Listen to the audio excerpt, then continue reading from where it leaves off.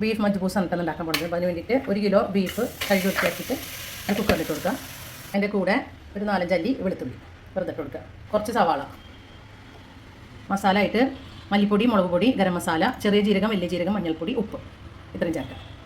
Lemon juice, ഇഞ്ചി വെളുത്തുള്ളി പച്ചമുളക് paste 1 teaspoon, 1 teaspoon tomato paste നല്ലപോലെ മിക്സ് ചെയ്യുക.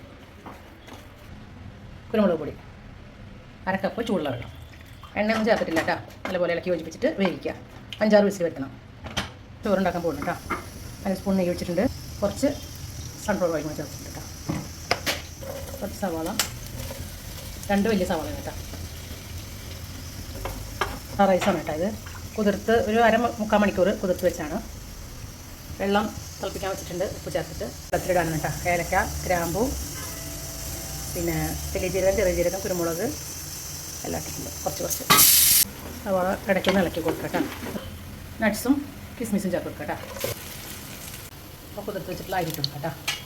ക്യാരറ്റും ഉരുളക്കിഴങ്ങും ക്യാപ്സിക്കം, പച്ചമുളക് ഇത്രയും ചേർത്തിട്ട് ഇത് നല്ലപോലെ വേവിച്ചിരിക്കും.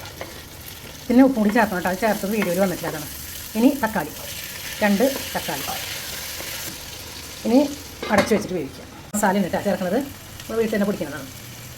സ്വല്പം മഞ്ഞളും. വെന്ത് വന്നിട്ടുണ്ട് കേട്ടോ.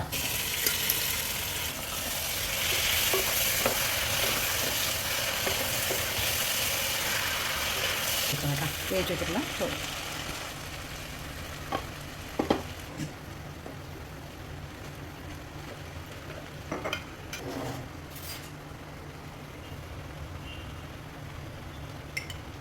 രണ്ട് ടീസ്പൂൺ നെയ്യ്,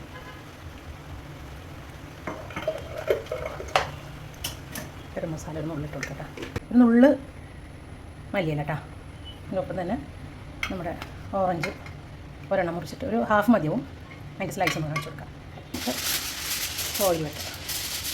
ഓയിലിൻ്റെ മേലെ മൂടി വെച്ച് അടിയിലൊരു തട്ട് വെച്ച് കൊടുത്തിട്ടുണ്ട് കേട്ടോ. നല്ല ചെറിയ തീയിൽ 20 മിനിറ്റ് കേട്ടോ. അത് കഴിഞ്ഞാൽ ഓഫ് ചെയ്യാം. ഒരു വെയിറ്റും വെച്ച് കൊടുക്കാം. 20 മിനിറ്റ് കേട്ടോ. 20 മിനിറ്റ് കഴിഞ്ഞിട്ട് ദമ്മ് എടുക്കണം കേട്ടോ.